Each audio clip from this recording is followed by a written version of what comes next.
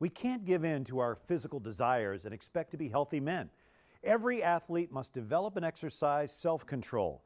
I'm Brian Patrick. As we continue our series on spiritual warfare, discipline your body is our topic this time on Crossing the Goal. Crossing the Goal. Absolutely. Yeah, these guys voted me in. Something up. Crossing the Goal Ministries. That's right. Well, as we kick off our program, Danny, let's talk about how sometimes we get a kind of an inappropriate commitment to certain types of fitness. Yes, well, we have the physical part of us and the spiritual part of it. You think about it, it's important, and you compare the two. One, it's the physical part, you want to bulk yourself up, we work out and stuff like that, plus we watch what we eat. Some of us don't. Whoa! And then we groom ourselves. You know, we worry about our grooming. But what happens to the physical part? It ends upon death. And then we have the spiritual that lasts forever. How much time do we spend on the Pope? I bet it's the physical is more, it's disproportionate. We do way more physical than the spiritual. You look like you're ready for the physical part. You got your workout stuff on today. I got to get ready for I you thought those guys, were his man. pajamas. Yeah. I'm ready, man. Tough crowd. You model this really well because you're in very good shape. You work out quite a bit, and yet you're a man of God. That anybody who knows you knows that's a dedication. I think that's the point we want to try to get across. Is there's these two errors. We want to don't be lazy. We have to take care of ourselves and our bodies. We have to train it. And at the same time, no matter how well you care for your body, in 100 years it's going to be worm food. And so we have to recognize there's only one way to avoid that, and that is to take care of your soul. And then at the resurrection, your soul will draw your body up by the power of the Holy Spirit. So we want to recognize getting this in balance. And the theme of our series here is spiritual combat, and the body is a field of battle. Yes. It really is. And we want to bring the body, like every other part of our life, under the lordship of Jesus Christ. We want to live in the freedom of the sons and daughters of God, have our body do what we want to do to honor the Lord. Yeah, body or soul fitness requires discipline. So we need a game plan to discipline your body. We have it next year on Crossing the Goal with Peter and Curtis.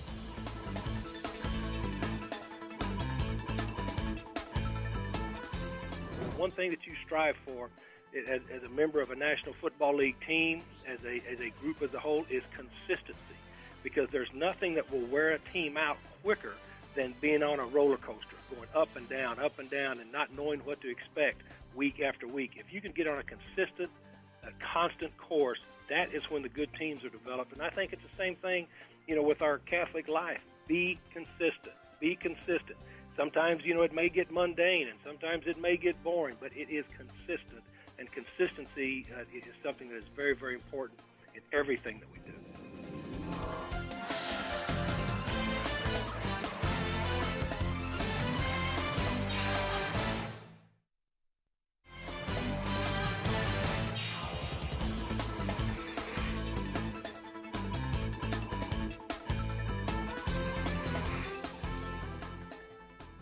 We're back. Our theme is spiritual warfare. Our topic is disciplining the body. I'm Curtis Martin with Focus, and this is Peter Herbeck with Renewal Ministries. And Peter, we're trying to walk through exactly what it means to nail this, because it seems like our culture's got it off on both sides. We either have people who are not doing anything with their body and are kind of just enjoying comfort, and others who are making a god of their body. And I think the church really, again, as it is frequently the case, always the case, we're drawn to be able to find virtue in the middle. This is what the church says about discipline and the care of our body. The way of perfection passes by way of the cross. There is no holiness without renunciation and spiritual battle. There's no holiness without renunciation and spiritual battle. I mean, I actually don't like that. I mean, that's got to be tough because, you and I, it's, obviously we work out. Yeah. Yeah. And we Now, bring that up. Let's just be straight about it. We don't want to discourage guys. There's hope for everybody. Look at Curtis. Look at me. Pretty obvious. Yeah, exactly. So, but we want to know. It's okay. You can start wherever you want. But no, seriously, we want to get past that, and we want to recognize that there is a serious call here for us to recognize the role of our body in working out our own salvation with fear and trembling. And that it's a great tool, but a terrible master. Yeah. And so we look, and we can turn to 1 Corinthians chapter 9. St. Paul says this, I think sets the tone. In verse 23, he says, I do all things for the sake of the gospel. And then he goes on to verse 24, says, I run in such a way that I might win. And then he continues in verse 27, but I buffet my body and make it my slave, lest possibly after I have preached to others, I myself should be disqualified. Those are pretty heavy words. They are. You know, Paul's got one goal in mind.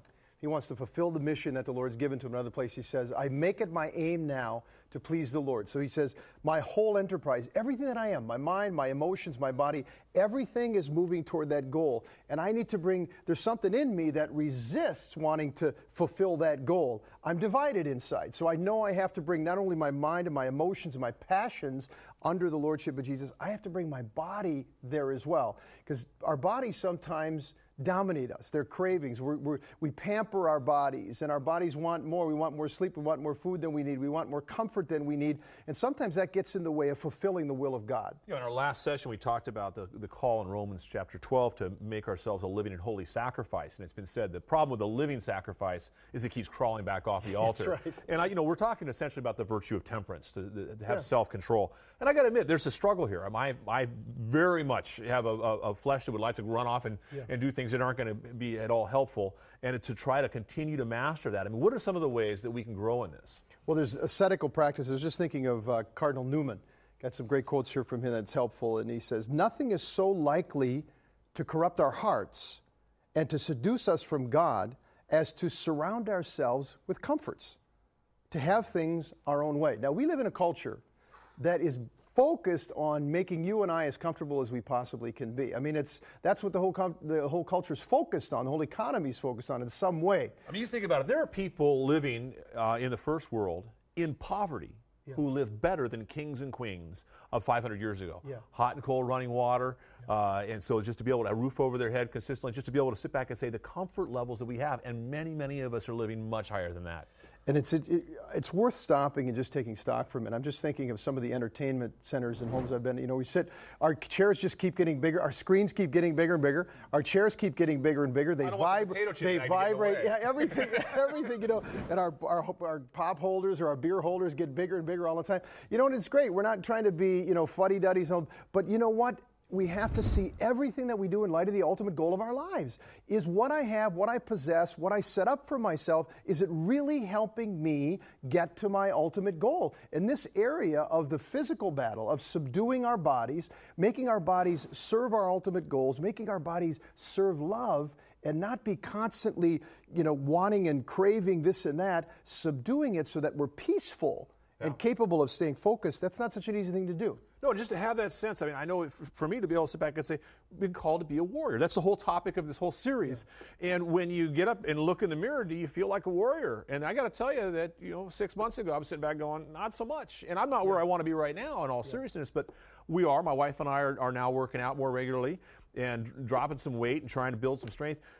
But I also want to hold that into balance and sit back and say, but my real question is, am I getting up also to sharpen my soul in my spiritual life? Am I getting up to pray in the morning? Those two things have to go hand in hand, and the prayer part needs to lead. Here's another tip from Cardinal Newman. He said, the Christian denies himself in things lawful because he's aware of his own weakness and liability to sin. He dares not walk on the edge of the precipice. Instead of going to the extreme of what is allowable, he keeps at a distance from evil, that he may be safe. He abstains lest he should not be temperate. He fasts lest he should eat and drink with the drunken. Now, fasting is an important discipline. The whole ascetic tradition of Christianity and the Catholic Church in particular that the saints lived, it's not very popular today. The idea that I'm going to fast or I'm going to give something up in order to subdue my body, to make it do what I want it to do. I remember when I was living with a group of guys just after I graduated from college, and we were going to be serious about following the Lord, and it was during Lent. They said, we're going to do some fasting during Lent, and I had never really fasted much in my life up to that point. So I'm on day one of the fast, and I'm like, oh, my body's craving food, and this is so hard, and I got a headache, and all this whining. Into day two, one of my friends from the house comes up to me, an older guy, and he says to me, how's it going? I said, this fasting is hard. I was on day 2. He was on day 22. Yeah. He literally was fasting for 22 days, and he was at peace. And I mean, he was drinking fluids. He understood what he was doing. He had the right kind of spiritual direction. But I thought, man, I am such a wimp. I was whining the whole time. No, we want to get into that when we get into the red zone, talk about what it means to really get serious about this and pursuing Christ and making our bodies an instrument in our salvation. Yeah. Brian? All right, thanks for the game plan, Curtis and Peter.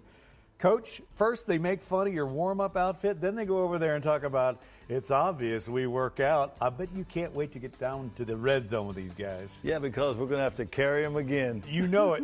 We are in the red zone next here on Crossing the Goal. Stay with us.